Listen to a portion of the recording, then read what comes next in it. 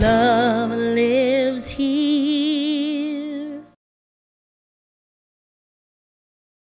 Here at Centers for Spiritual Living Worldwide, we are working with the theme this year of living in everyday wonder.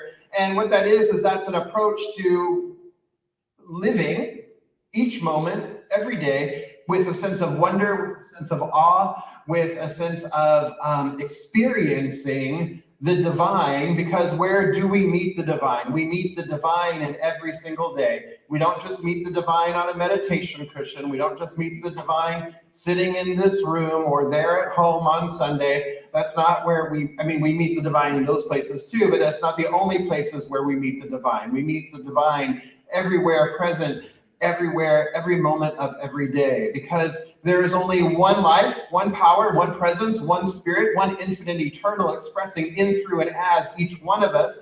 So every person we come into contact with, as we were starting with our We Come Together song, right? Namaste, I bow to you, right?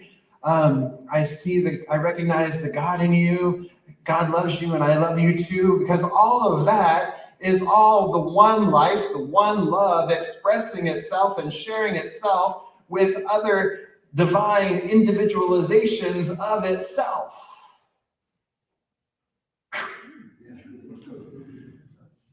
So, this is what we're talking about with living everyday wonder. And the month of May, we are specifically working with the wonders of our lives, the aspect of our lives known as our emotions. Because what we've established already this month is that an emotion is energy in motion. Energy, motion, energy in motion. So emotions are simply energy in motion. And if we know that spirit is all that there is, then our emotions actually are a way for the divine wisdom, the inherent wisdom within, to communicate with us, to bring us new information, to reveal wisdom, to reveal insight, if we are awake and aware and willing to receive it and willing to be conscious with it. Because if we are conscious with it, then there offers a lot of wisdom. It's when we fall unconscious to it, or we allow ourselves to get swept up in emotion, that sometimes we experience like the waves in the ocean, or it could even feel like turbulence on an airplane, depending, right? But when we're conscious of it and we're awake and aware to it, then every emotion is not good or bad. Every emotion is simply information. It is an opportunity to feel and express the fullness of life and to experience it, and then glean and garner wisdom from that experience. So we've talked about emotion moving, about how important it is to actually feel the emotion all the way through to completion, so that the emotion doesn't get trapped or doesn't get stuck. Because if an emotion gets trapped or stuck, then it becomes a mood, right? And then it becomes a lifetime of mood, right?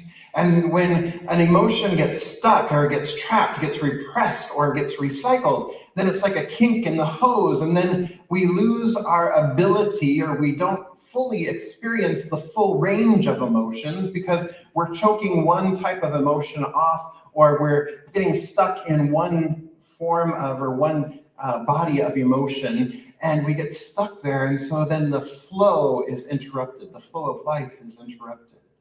So emotions come to pass, right? Emotions, the feelings in our body, what we feel them is we feel them technically about 90 seconds, unless we trap them, right? Try and put a lid on it and keep it trapped and pushed down, or recycling, and not in a good way, not in a way that contributes to the greenness of our earth, right? Not that kind of recycling. So there are many core emotions. Some models say that there's 5, some say that there's 6, 7, 8, 27, 64. You do the math. But what we're working with this month here is we're working with 4 core emotions. And so we've already talked about joy, and last week we talked about fear. And today we're going to look at another of the core emotions, which is anger. And then there's already a ooh in the room. Y'all are funny. Remember last week I said, fear is just a thing to feel. We don't need to get stuck in it. We don't need to be scared of it. So we don't need to be scared of anger either. It's another emotion. It's there. It serves a function. It serves a purpose. Okay? Can we breathe into that for a moment? So let's everybody take a nice deep breath. Okay. So we can talk about anger, and we don't have to be angry when we talk about it, right? We don't have to experience anger when we talk about anger. We can just talk about anger. Anger is just another form of emotion that is just showing up and just providing us information. So let's just talk about anger a little bit. So anger frequently goes in concert with, or is partners with, or is supported by a couple of the other emotions. Those couple of other emotions, one is fear. So anger and fear have a great correlation, or an intimate correlation, intimate relationship. The other thing that another emotion that anger has an intimate relationship with is sadness. So when we experience fear or when we experience sadness, frequently the other emotion that arises with those two feelings is the emotion or the feeling of anger. Because anger is a response or a reaction to, frequently, something that is fearful or something that causes great sadness. Would you agree with that when you think about that? When you think about all the things that make you angry or irritated, or let's just look at the spectrum here, annoyed, bothered, dissatisfied, frustrated, irritated, resentful, furious, livid, outraged. When we look at these things, we can see that, what is it that's irritating me in this moment? What am I frustrated with? What is annoying me? Why am I getting so outraged? Or what is making me so livid that I'm seeing red and purple and green and every other color of the rainbow that's just like, and it's all like amalgamating that it's a blindness. I'm blinded by rage, right? What is that? And when we stop and pause and we look at it briefly, even briefly, when we take a breath and we turn and we face it and we look it in the eye, frequently what we will find with just very little probing, doesn't take much to probe, frequently we'll find that we're either in fear or we're in sadness. Because anger is an expression of, when we talk about fear, with the fear of freeze, which I'm doing now, freeze, fight, or flight, right? Anger is the fight part of that. So anger serves a purpose in that fight part because it serves a purpose to defend. It serves a purpose to protect. It serves a purpose of destroying. Because there are times when that is an appropriate behavior, or appropriate action, or appropriate emotion, would you say? Right? Think of a mama bear and her cubs. She's going to get angry. She's going to protect her cubs, right? And so what comes out is that anger, that protection mode, the mama bear mode. We see this in literature. We see this in mythology. When we think of the Hindu goddess Kali, she is a protector and she is a destroyer. And she's portrayed as angry. She's portrayed as the dark mother, but she's portrayed also as the loving creator energy as well. That there are multiple facets, that what is destroyed then is created or rebirthed. When we think of the wildfires, when they're like normal wildfires, not some of the craziness that we experience here in Southern California. But when you think of the natural wildfires, the wildfires destroy part of the forest, but that is the only way some of those seeds are then opened, is due to heat.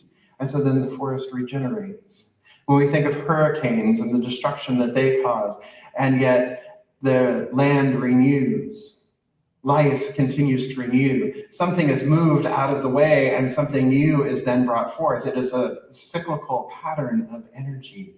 Right? It's a cyclical pattern of life, the ebb and flow of life itself, that something is destroyed and then something is born again or born anew, or it makes way for something new. So when we think of anger and we feel it in our bodies, where do we usually feel it? We've talked about this a couple weeks ago. Where do we usually feel anger in our bodies? If you feel anger, feel it in our shoulders, our chest, our throat, jaw, neck, right? It's like all of a sudden it's this kind of it's this kind of posture. We feel tense. Our shoulders even roll in because it's a protective, right? Putting on the armor almost, and all this gets tense in through here.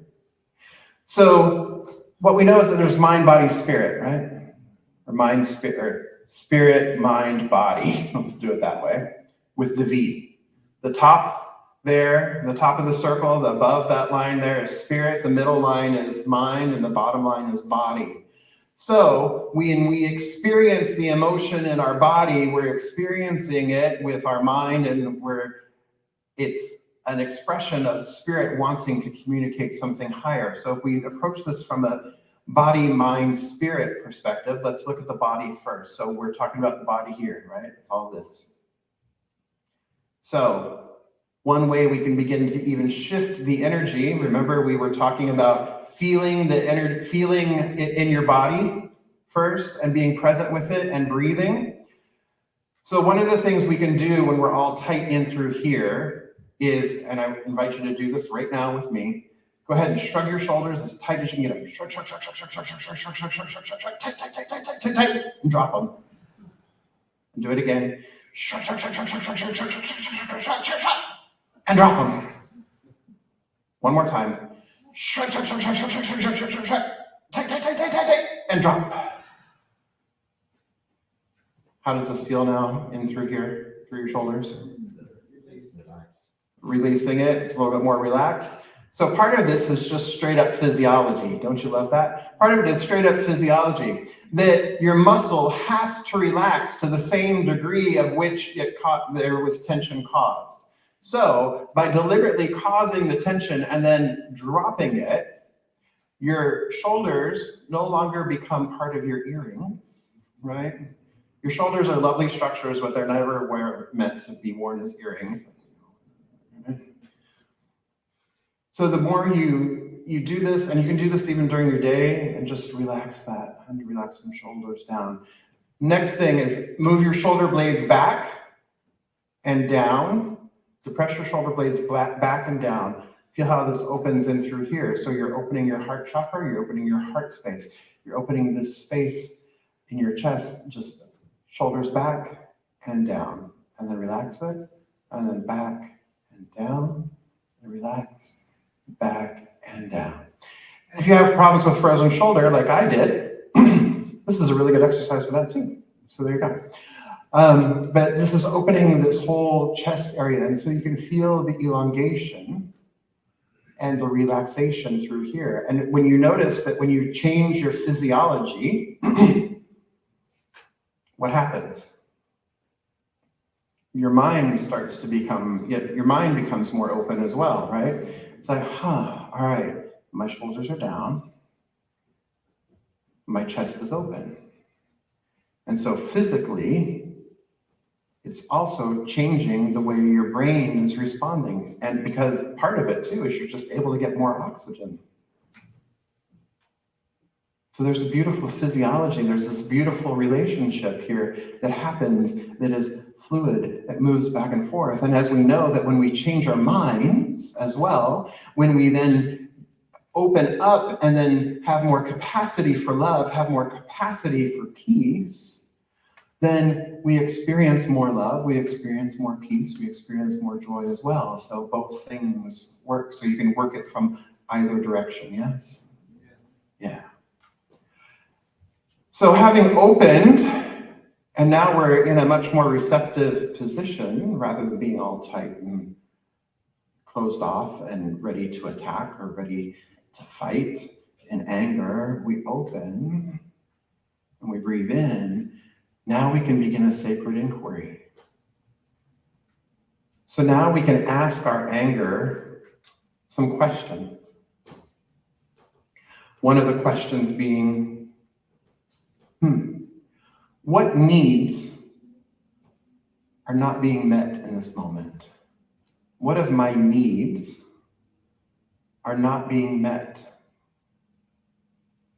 That could be a source or experience of anger. What needs are not being met? My need to be heard, my need to be respected, my need to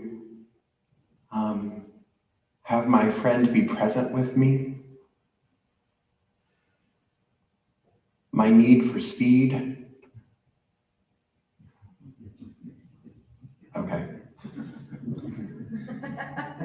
Now it trickles. Now you got it. Okay. Right? It's frequently what it is, right? When I'm in traffic, I need for speed. I want to get there. Need to get there. Right? So what if my needs aren't being met? What are your needs aren't being met? What about your expectations? What expectations are you holding that aren't being met? Or what judgments are you holding that aren't being met?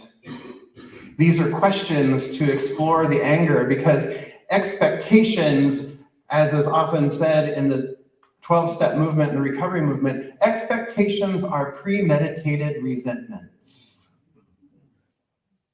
Oof, right? If you haven't heard that one before, that's a oof, right? Expectations are premeditated resentments. The expectations lead to resentments. So what expectations do I have? What expectations do you have that aren't being met or that aren't in alignment with what is happening in that moment?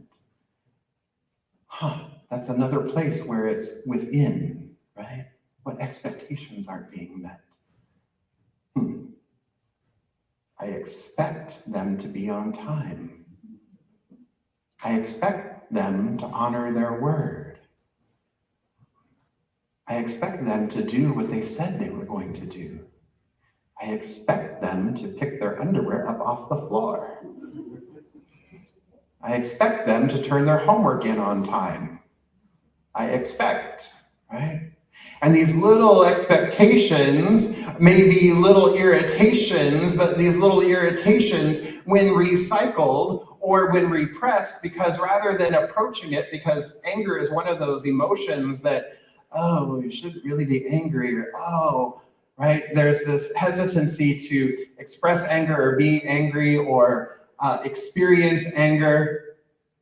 And so we try to stifle it. No, I don't want to have that argument. I don't want to have that conversation. It's not even an argument. I just don't want to have that conversation. I'm just going to let it go. And do we really let it go? No, we don't let it go. We just don't say anything. How many relationships start with the underwear on the floor? I'm just going to ignore it. It'll be all right. The dishes in the sink. I'm just going to ignore it. It'll be all right. And then all of a sudden it's like big things. And these little things become bigger because they've been repressed or suppressed. And how many hurts do we have that we keep recycling and that we keep refreshing? And we just keep bringing it back. Oh, I remember the time that she said this and then and then and that. And all of a sudden the energy is just like right back there. Right? We just keep recycling the story, trying to break, not even necessarily trying to break free. We just keep recycling and recycling and recycling. And then that builds upon itself. Ah, there's another piece of evidence. Yep. Doing it intentionally. Yep.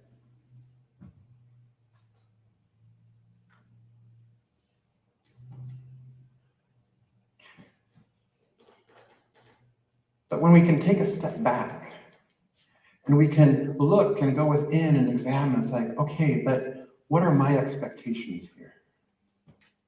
What are your expectations here? What are your judgments here? What is it that you are wanting to maintain control of? What is it that you're really trying to protect? What is it that you're really trying to defend?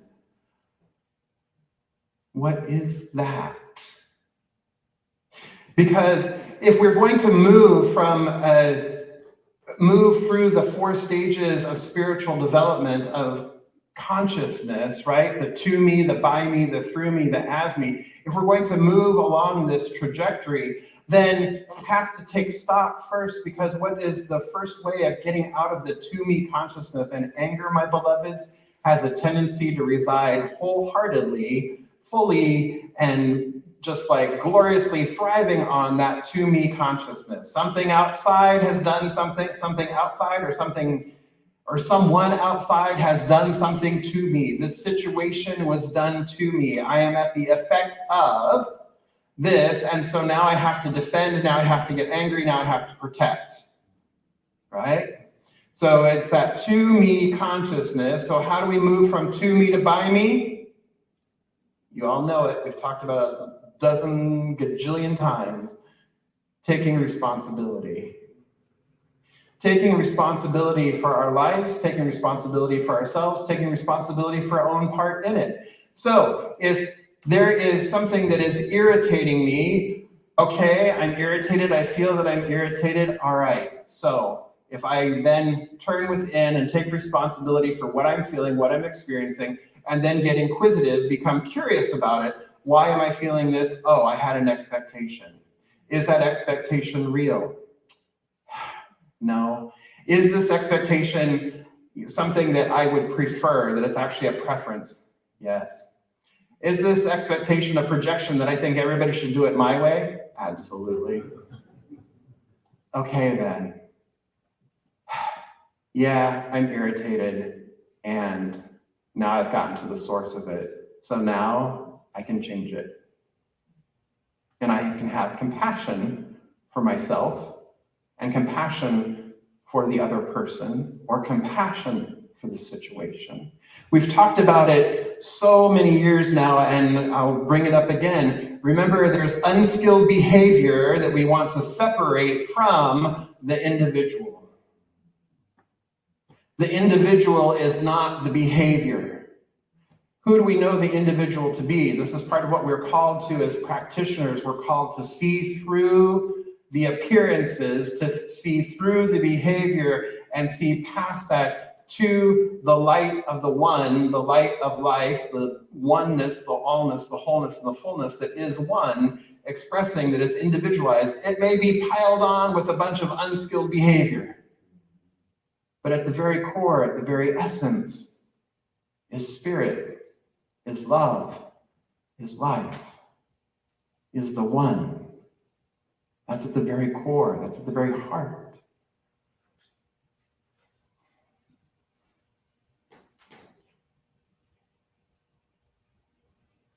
And when we look at the world today, and we look at the events of this past week even, of a man spurred on by white supremacist, white nationalist views, driving into Buffalo and murdering 10 people in a grocery store and hurting 3 more, we feel anger. When we see another man go to a church last Sunday in Orange County and murder 5, we're angry. When we are witnessing a threat to basic human rights, a threat to Roe versus Wade, a threat to LGBTQ lives, and people being able to express fully who they are, basic human rights, we get angry. And beloveds, what I offer is that this type of anger, when we look at what it is that we are experiencing, why it is that we are experiencing this anger, and we get curious about it, then what we can do is we can transmute it, and we can use this anger for good. We can use this anger creatively. This is what is called the righteous anger, where we use this as a rallying, as a gathering force to then effect change, because really anger is a call for change as well. So when we are looking at what is the source of my anger, what is anger being fueled by, another question is, what must be stopped? What must be changed? What must be ended for the good of all and for the good of the individual? Because we believe in a world, we envision a world that works for everyone in all of creation. And sometimes the way we get there is we have to get angry.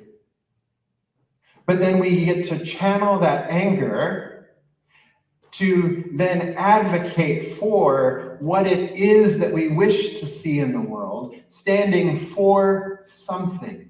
Advocate what it is we wish to experience, what it is we wish to live out into the world, what it is we want the whole world, all of our brothers and sisters and siblings to be able to experience. This is also looking anger in the eye and saying, yes, thank you for bringing this issue. Thank you for bringing this to light, bringing this forward so that we may destroy the old belief system. We may destroy the old ways of relating. We may destroy the old ways of seeing the world and allow what has been to crumble and fall away and create something new, something more perfect, something more whole, something more loving, something more that looks like a world that works for all of creation and each and every one of us. All is included in the all. Each one. You, me, everybody, everything. So anger can be a friend. Anger can be a source of inspiration. It doesn't have to be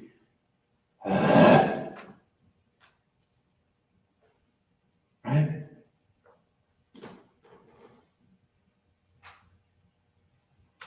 Anger points us to forgiveness. Anger points us to compassion. So in this moment, what I would like for us to do, I'd like for us to take a moment, because anger can also point us to peace. Peace, compassion, forgiveness all start with the self. So in this moment, we're going to move into a portion of the reconciliation, the Hawaiian reconciliation process, known as Ho'oponopono. So I invite you, if you are comfortable, in closing your eyes. And you can either repeat this aloud, or you can just murmur it, or you can just say it softly, whatever is comfortable and feels right for you in this moment. And so we begin by acknowledging, I'm sorry. Please forgive me. I love you. Thank you. I'm sorry. Please forgive me. I love you. Thank you. I'm sorry. Please forgive me. love you. Thank you. Focus within and bring yourself the self-compassion. I'm sorry. Please forgive me. I love you. Thank you.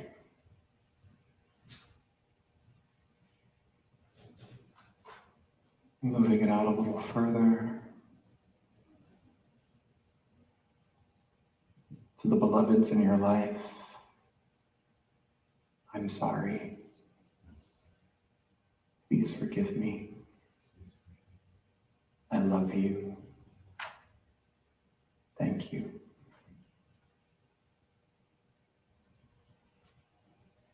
Widening the circle even more to include more folks, acquaintances perhaps, people you've not yet met. I'm sorry. Please forgive me. I love you. Thank you. Expanding it out even further so it encompasses the globe. Because as we know, where one butterfly flaps its wings, the winds blow around the world. I'm sorry. Please forgive me. I love you. Thank you. And so in this space of forgiveness and compassion, there's peace in the center, in the eye. The eye of any storm, and the eye of the I am. And so I invite our practitioners in this space, I invite our practitioners and our core council members just to stand and surround the sanctuary as we come together in consciousness. And as they do, I invite you to remain in this meditative, quiet space of peace and wholeness.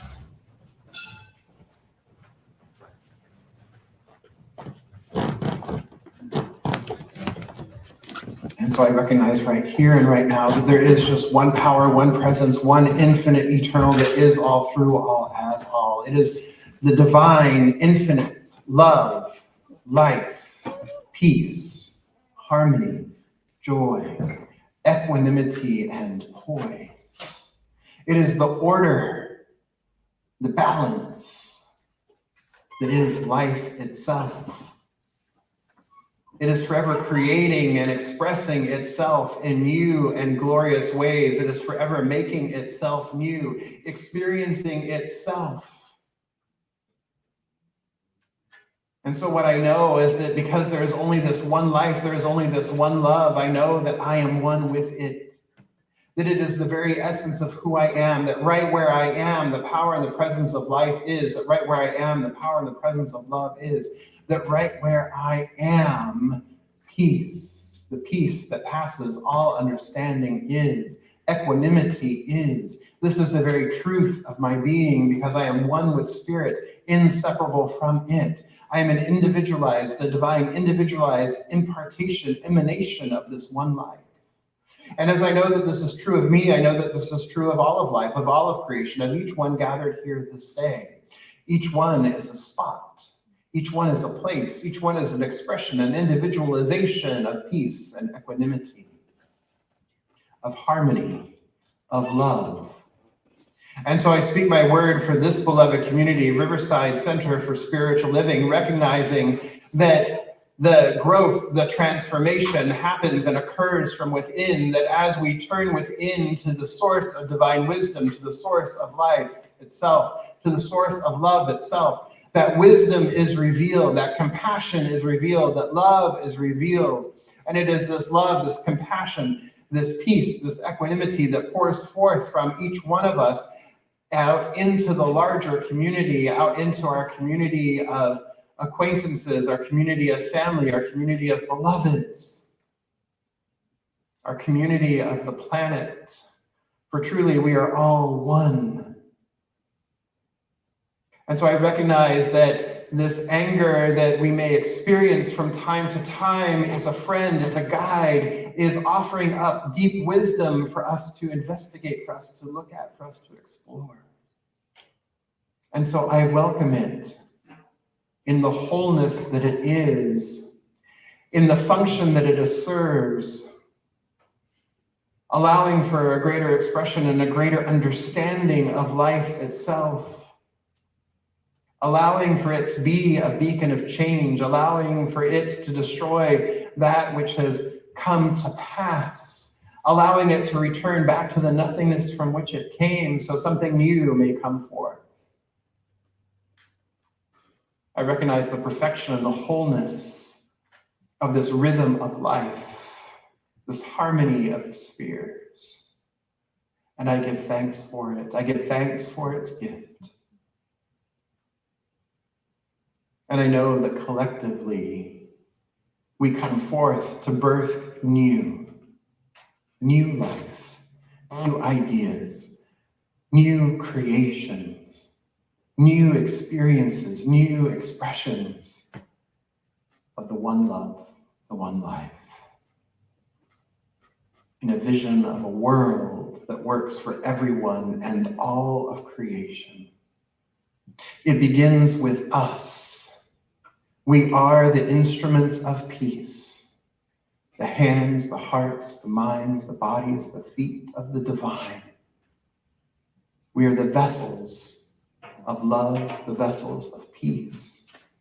And so we simply say, use me, use me, use me. And so I give thanks.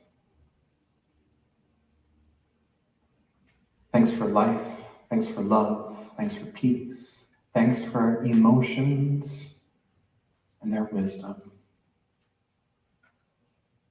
And I release this word now, allowing it and knowing that it is done. It is so, and so it is.